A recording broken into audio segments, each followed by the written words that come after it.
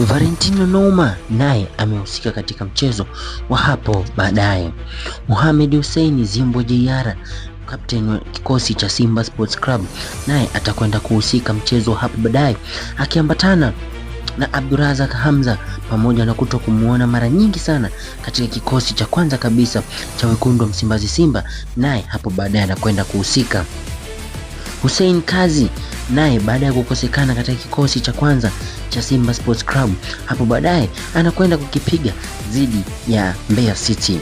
Kwa upande wa viungo, tayari kocha Faldu Davis ameweka orodha ya viungo ambao atakwenda kuanza nao mchezo wa hapo baadaye.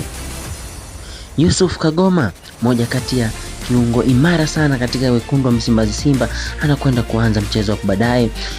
Okejefa naye yumo katika wachezaji wa orodha watakaocheza mchezo wa hapo baadaye. Jean Charles Ahoua, pamoja kuwa na mwenendo mzuri kabisa, naye atahusika katika mchezo wa hapo baadaye. Fabrice Luamba Ngoma naye atakwenda kuwepo. Debra Fernandez Mavambo naye ni mmoja wa wachezaji watakaoenda kuhusika mchezo hapo baadaye.